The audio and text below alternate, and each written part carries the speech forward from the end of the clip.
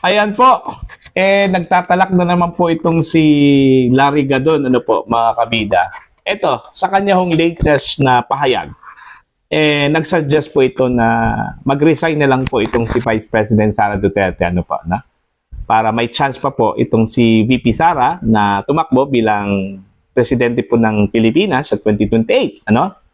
Ang layunin po ni Gadon ay gusto ko niyang patunayan, mga kabida, kung tumakbo po itong si Sara Duterte bilang presidente po ng Pilipinas, na walang boto talaga itong mga Duterte, ano. Sinight pa niya yung 2016, no? Kaya daw nanalo itong si Digong dahil ho daw sa mga Ilocano at saka mga Marcos loyalist, ano? Hindi ho daw sapat yung boto ng mga Duterte mula sa Davao at iba pang bahagi po ng Mindanao para maglukluk po ng isang pangulo po ng Pilipinas. Kaya dahil sa mga Ilocano at saka mga Marcos loyalist, ito, nanalo po itong si Digong noong 2016. Ito, pakinggan muna natin, mga kabida, itong kanyang pahayag at papatunayan ko po kay Secretary Gadon na nangarap po siya ng gising, ano? Ito pong si Gadon. Alright? Na naginip po ng gising. Ito, pakinggan muna natin yung kanyang pong mga sinabi. I suggest that VP Sara Duterte should resign and not wait for the impeachment trial to proceed. Kailangan mag-resign siya para pwede pa siyang tumakbo sa 2028 for presidential elections.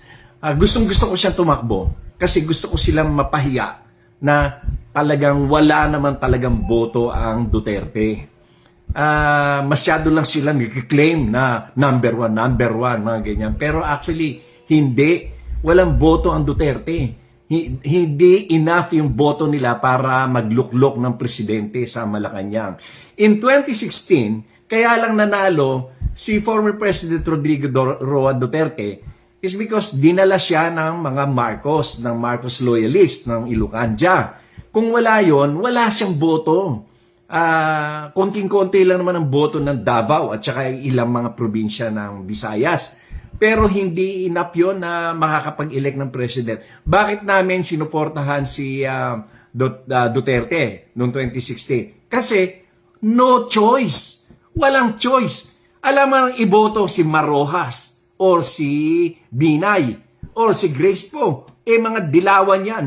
Noong mga time na yun, mga rabid yellows yan.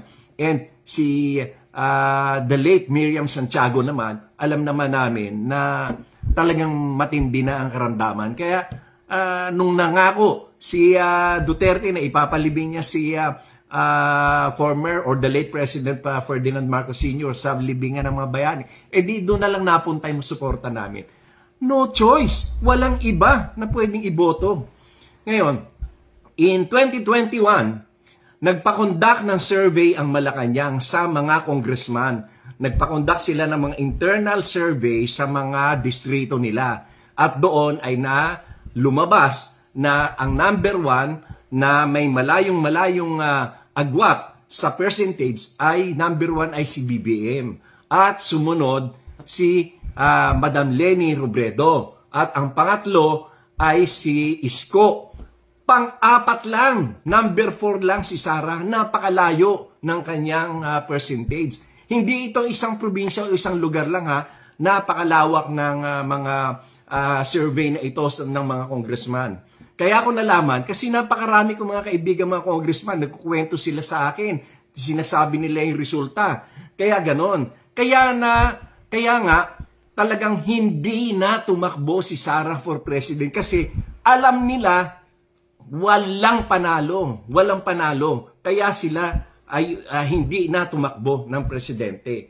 Yan ang nangyari noong 2021 and 2022. Kaya para i-claim na tatakbo sa 2028 para maging presidente, napakalayo niyan. That is why I want her to resign now so that she can run in 2028. We will be proven right na walang boto enough to put her in Malacanang as president. Walang boto. The mere fact na yung mga maisog rallies nila, nilalangaw. Mas marami pang nanonood sa gay beauty contest kaysa sa mga isog rallies. Kasi wala naman talaga silang tao, wala silang suporta. Okay. Bravo! Bravo! Napakagaling magsalita po itong si Secretary Gadon, ano? Kung hindi ka mag-iisip po mga kabida, mapapaniwala ka talaga dun ho sa kanyang mga sinabi, ano? Alright. Himay-himayin po natin yung kanyang mga sinabi. Unang-una po yung kanyang suggestion na magbitiw po sa tungkulin bilang Vice Presidente po ng Pilipinas, ito pong si Vice President Sara Duterte, no? Para may chance daw itong si Sara na tumakbo bilang Presidente po ng Pilipinas ngayong 2028, ano? Gusto ko niyang patunayan, mga kabida, na wala talagang boto po itong mga Duterte. Gusto niyang ipahiya po itong mga Duterte, ano? Lalong-lalo na po ito pong si Sara Duterte. Sinight niya yung 2016, ano? Kung saan po ay nanalo po itong si Digong, ano? Yung pagkapanalo daw ni Digong, mga kabida, ay hindi ho dahil sa mga Duterte votes or hindi ho dahil sa balwarte po ng mga Duterte. Ang dahilan po daw kung bakit ho nanalo po itong si Digong, because of the support coming from the North, no? Coming from the Ilocanos at saka itong mga loyalista po ng mga Marcos. Okay? Now, parang nanaginip po ng gising po itong si Secretary Gadon, ano? Parang nakalimutan po niya na natalo po yung kanya hong manok sa pagka-vice presidente po mga kabida noong 2016, ano? Eto, logic lang talaga, Secretary Gadon. Kung totoo yung sinabi mo na dahil ho sa mga Ilocano at saka mga loyalista po, kaya nanalo po itong si Digong, bakit natalo po si Bongbong kay Lenny? Logic lang. Okay? Common sense. Alright? Bakit ho nanalo si Digong at natalo po itong si Bongbong Marcos kay Lenny? Kung talagang totoo yung sinabi mo na because of the Ilocanos and the Marcos loyalist, kaya nanalo po itong si Digong, bakit natalo po itong si Bongbong? Ibig sabihin na hindi binoto ng mga Ilocano at saka mga loyalista po itong si Bongbong.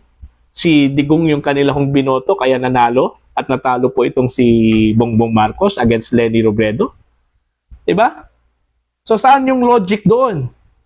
Huwag mong sabihin na inatsyapuera po nila itong si Bongbong at saka si Digong yung kanilang binoto. Malabo yata yon, di ba?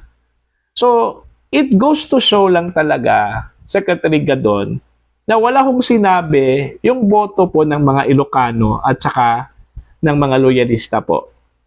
Di ba? Ito, papatunayan ko po. Yung pag-amin po ni Senator Amy Marcos, hindi naman po lingid sa kalaman po ng karamihan, no? Na ito po ay widely published yung kanya kong sinabi, ano? Na inamin po niya na sila mismo ay nagsusumamo po kay Sara Duterte at sa mga Duterte noong 2021. Okay? Pumunta po sila ng Davao City dahil gusto nilang kunin yung support ng mga Duterte. Okay? Mismo si Amy Marcos, Secretary Gadon ang nagsabi niyan, no? Okay? Ang sabi po ni Amy, hindi ho nila kakayanin si Lenny Robredo kung sila-sila lang po. So, kailangan po nila ang tulong ng mga Duterte. Kaya nga, nung may arrangement na po, no? Na tatakbo bilang presidente po itong si Sara, tapos ito pong si Bongbong ay magba-vice po, no? Pero si Sara hindi ho siya interesado doon ho sa pagiging presidente po ng Pilipinas. Kaya nag-slide ito, ano? Naging vice president po ni PBBM, ano? At saka si BBM that time, siya yung kandidato sa pagkapangulo po ng Pilipinas. Yun yung totoo. Yun yung sinabi po ni Amy Marcos. At bakit kami maniniwala po sa inyo? Mismo yung kapatid na po ng Pangulo ang nagsabi niya, ano? Okay? Now, ito. Mayroon pang sinabi pa siga doon. Wala ho daw silang choice kung bakit si Digong yung kanilang sinuportahan. Dahil that time daw, ang mga kandidato bilang Pangulo is Lenny Robredo, si Jejo Marbinay, Grace po, Mar Rojas, perceived as yelohan daw ito no? Mga nasa liberal side, ano? Kaya since si Gadon po ay isang loyalista po mga kabida, so ang kanya pong sinuportahan, ito pong si Digong. Kasi wala daw silang choice eh. 'Di ba? Tapos nangako daw itong si Digong na ipapalibing daw yung ama po ni PBBM o ni BBM, ano? Si dating Pangulong Ferdinand Edelin Marcos Sr., ano? Kaya yun, sinuportahan daw nila itong si Digong. Okay, ibibigay ko yan sa iyo. No, yung sinabi mo na wala silang choice, okay? Pero yung sinabi mo na dahil ho sa mga Ilocano at saka mga loyalista po ng mga Marcos, kaya nanalo po itong si Digong. I will disagree with that, no? Dahil ho, yun nga, common sense na lang at saka logic. Okay? Bakit natalo si Bongbong? Kung nanalo po itong si Digong dahil ho sa mga Ilocano at saka mga loyalista, bakit natalo po itong si Bongbong Marcos? Yun, logic lang yun. So, ibig sabihin, hindi ho sapat yung boto ng mga loyalista at saka ng mga Ilocano. Isa din sa mga factors kung bakit ho natalo si Bongbong kasi hindi ho siya dinala po ng mga Duterte. Kasi yung vice president po ng mga Duterte that time o ni Pangulong Duterte is si Alan Peter Cayetano, ano? Malaking factor kasi yon kung dinala po ito ng mga Duterte o dinala po ni Pangulong Duterte po itong si Bongbong that time. May posibilidad pa na manalo. Okay? 'Di ba? Hindi yung sinabi po ni Gadon na nang dahil po sa mga Ilocano at saka ng mga loyalista po ng mga Marcos kaya nanalo po itong si Digong. Okay? Yun yung magkaiba, no? Magkaiba. Hindi ko nga alam kung saan po humugot po ng impormasyon po itong si Gadon eh, ano? Kung po pwede lang pong ipatawag po ito sa TRICOM kasi nagkakalat po ng fake news. Sana ipapatawag po ito, ano? Kasi fake news yung sinabi niya eh. Na dahil po sa mga Ilocano at saka mga loyalista na kaya nanalo po itong si Digong. Pwede hong hindi ko nga alam eh kung nag-iisip ba ito si Gadon sa kanyang mga sinabi. Kasi pwede hong ibalik po sa kanya yun eh. Yun nga, yung kay Bongbong eh. Bakit natalo yun eh? Anong pwedeng isagot niya ni Gadon? Sasabihin po niya, dinaya? Yun ba yun? Di ba? Baka yun yung sabihin po ni o sasabihin po ni Gadon na dinaya yun si PBBM o si BBM kaya natalo po ni Lenny. Ito, yung sinabi po ni Amy Marcos, yung pag-amin po niya na hindi ho nila kakayanin si Lenny Robredo kung sila lang po yung tatakbo, wala pong suporta mula sa mga Duterte. O paano mo yan sasagutin, Secretary Gadon. Diba? So, hindi na po tayo magtataka kung ano-ano yung mga sinasabi po ni Gadon, Kasi yan yung tatak niya eh. Trademark niya mga kabida eh, Gumagawa po ng istorya. Yung survey, sabi po niya na nung nag-survey daw yung mga congressmen, nasa top 4 lang po itong si Sara. Number 1 si PBBM. Excuse me. Sinong kinumission po ng Anong survey firm po ang kinumission po ng mga kongresista? Aber? Ang pagkakalap ko po, nakapublish yan Survey po ng SWS, survey po ng Pulse Asia, top contender po itong si VP Sara, pagka-presidente po ng Pilipinas. Mas maniniwala po ako dito sa survey po ng SWS at saka ng Pulse Asia. Okay? Kung gusto ko ni Secretary Gadon, scan niya yung mga previous balita, previous news po. Noong 2021, about surveys po, presidential surveys. Lalabas yung surveys po kung saan po ay nag-top po itong si Sara Duterte, Diba? So, yun. Puro mga mali-mali yung mga sinabi po ni Gadon mga kabida. Kaya, hindi na ako, kaya nga, tinatawanan ko lang po itong si Gadon yung sinabi po niya yan. Kasi, hindi yung totoo. Actually, hindi yung totoo. At saka, wala naman pong maniniwala kay Gadon. Disbarred lawyer yan, di ba? Sino mang maniniwala po sa kanya? Sa kanyang sarili nga eh. Di ba? So, yun po. Para po sa inyo, mga kabida, ano sa tingin po ninyo itong sinabi po ni Gadon? Ano? Naniniwala po ba kayo sa kanya? Okay? You can comment down. At sa mga hindi pa po subscriber sa aking channel, please subscribe. Just click the subscribe button. Click the notification bell. Click all para updated po kayo sa aking mga uploads. Maraming salamat po sa inyo lahat. God bless.